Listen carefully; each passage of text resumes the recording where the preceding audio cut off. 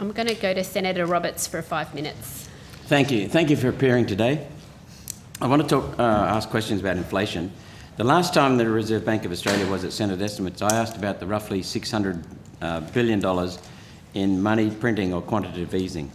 I said we knew that printing money essentially out of thin air, or as Mr. DeBell said, electronic journal entries, could directly impact inflation, and Ms. Bullock, you agreed from my notes. Most of all, I asked how inflation forecasts could possibly be right.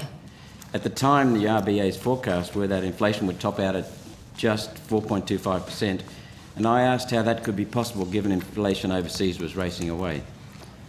Your response, Ms. Bullock, was that Australia's just different. We're not suffering the energy spikes like Europe, and the wage pressure isn't here.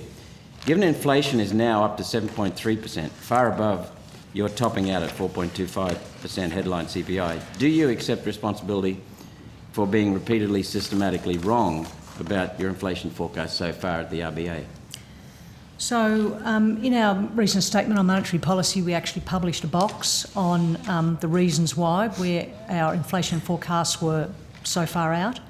And a lot of it still is the fact that there were unknown, the Russian war on Ukraine came, massive spike initially in food and energy prices that we did not factor in. So a lot of that miss was in fact the unexpected supply shock that we got. The other thing is that some of the supply chain issues that were evident during the pandemic didn't come off as quickly as we thought. So these were things that we couldn't really forecast.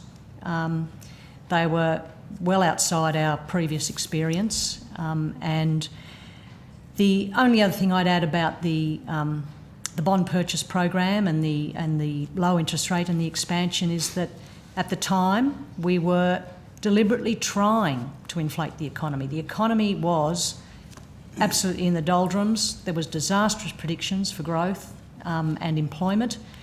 You might recall 15% unemployment was predicted at one point. We were taking out. Predicted that? We were taking out insurance against a really, really bad outcome, and that's why we did what we did. We're hearing anecdotal evidence now of wage pressures not being detected by the wage price index starting to increase. It's almost certain that Australia's energy prices are going to go up over the next 2 years. In fact, I think 20% increase next year and 30% increase the year after is what the budget predicts, and I believe that's conservative. We've seen electricity companies warn of prices potentially going up 50% next year. If energy prices are going to, and 50% the year after, if energy prices are going to skyrocket and wage pressure is increasing, how can you still be forecasting inflation coming down in the short term? I understand you're saying it's a decline in 2023. Inflation is declining, but it's still not back down to the target, that's true. We have got those energy price rises in that forecast, but there are other prices that we're forecasting to come off, in particular home building costs we're predicting will come up quite a lot. We're expecting goods price inflation to decline as well, so there's other offsetting factors. Okay. The Reserve Bank of Australia said inflation psychology might be the most important factor behind inflation. Do you think being systematically wrong about inflation going down can affect people's expectations of inflation? And if you keep saying inflation is going to go down like you have, and it doesn't, at what point do you think people just stop listening to what you're saying and expect it to go up anyway? Well, I think that's a very good reason why we need to make sure that we're keeping interest rates high and possibly increasing them, to make sure that people understand that we will do what it takes. If we're slightly wrong on our forecast, then we'll be looking at that, we'll be learning from that, and we'll be taking action on that.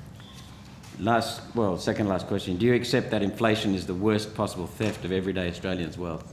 We agree. I think the Governor has used the word scourge. We agree that inflation is a very, very poor thing for the country, and it does not help either employment or growth. Do you, last question, Chair, do you do any detailed analysis on the uptake of energy, new unreliable energy like wind and solar? For example, people are saying the price of our electricity is increasing because the coal price has increased. Complete rubbish, because the coal coming into the power stations in Australia has been sold on long-term contracts, so it hasn't changed. It's still $80 to $100 a tonne. The selling price overseas for thermal coal has been as high as $400, remarkable. But isn't it due, the increases in energy, aren't they due to the increased use of solar and wind? Just like every country in the world that is increasing solar and wind has reported increased prices for electricity. It's true. I wouldn't like to speculate on that. I don't have enough knowledge.